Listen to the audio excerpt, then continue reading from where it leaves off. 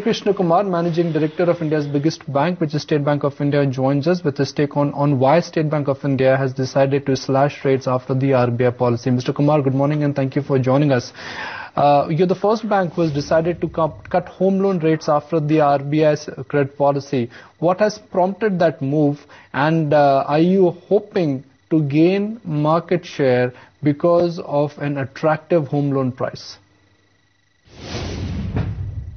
Well, the only rationale for reducing the rates of interest on home loans was the fact that we are having a lot of liquidity right now. And to manage the liquidity and ensure that the money which has been collected from the various sources of deposits are profitably employed, we thought we'd push the home loan segment because that is a very good and a very well-performing portfolio as far as we are concerned.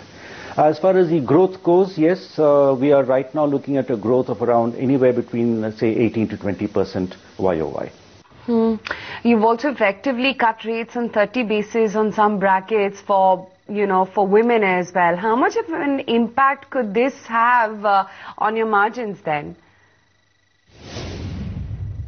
I doubt very much whether they'll have any significant impact on the margins, because the reason is that the additional lending will go to a portfolio which is relatively good in terms of performing assets. So the net margin ultimately will be roughly the same as in any other, say, an SME loan where the NPA percentages are higher. So it will be roughly the same. There will be no significant impact on the margins.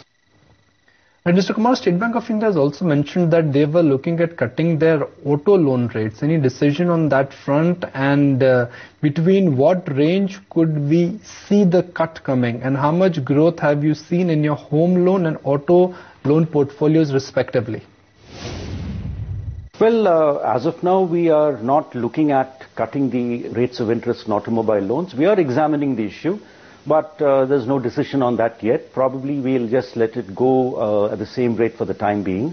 And the rate of growth in automobile loans is roughly similar to that of the housing loan, around 16 to 18%. But we do see a deceleration in the growth in the automobile loan portfolio in the last couple of weeks. Right. So what if the RBI ends up hiking rates in mid-Jan? Will you then be forced rather to revert to your earlier rates? Well, that's a question which is difficult to answer because it will depend on what happens on at that point of time in the last week of January, and more it will depend on what is our liquidity status at the point in time. So if we find that we still have an excess of liquidity, we may not do anything at all, but it ultimately will depend on what are the contours of the rate changes, which, if at all, which RBI does. So another important development for SBI is the QIP issue of nearly 10,000 crore rupees. What is the status on that, and when will the roadshows start for that QIP? Well, the latest update, which I think everyone knows, is that the roadshows are beginning in the first week of January, and everything is going on track.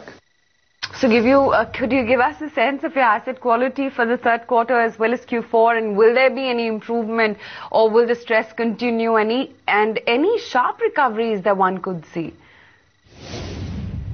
Well, frankly, we are doing our best to recover and upgrade and even enter into compromises with the borrowers in very, very difficult cases.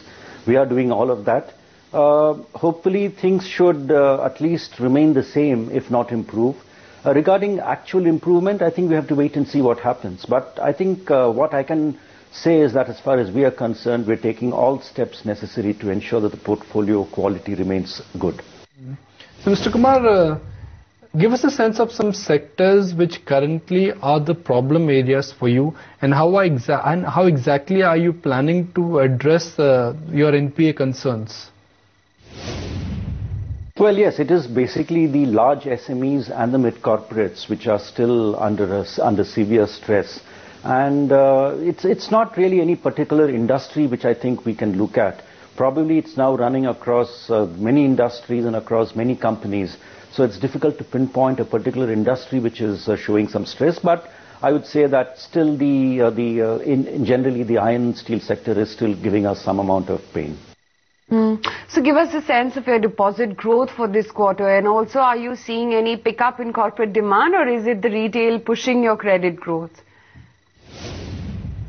The deposit growth so far has been in the range of about 16% plus YOY, which is better than it was a month or two back when it was lower than around 15.5%. So of course, on the back of the FCNR special deposit scheme which we had, because we got quite a big sum in that. So the deposit growth now is in the range of 16% plus. As far as the advances go, it is around 15%. It's lower than what we expect it should be. And that has been, as I said earlier, leading to a lot of surplus liquidity. Going ahead, I think we should try and reach a level of 17-18% YOY growth on the credit side as well. So as we move to 2014, which are some of the biggest factors which will contribute to your growth or will drive your growth? Well, we'll definitely look at trying to improve our two issues, improve our asset quality, which is under severe stress right now. At 5.6% of a gross NPA ratio, it's pretty high. And the way these things will turn on, one, of course, the general health in the economy, if it becomes better, automatically it will translate into the rest of the sectors in the economy becoming better. But more than that, probably we'll need to look at ways in which we can, innovative ways in which we can try and manage the NPA portfolio, including the use of technology, maybe the use of the asset recovery companies and so on. Mr. Krishna Kumar, really appreciate you taking the time out and speaking with us.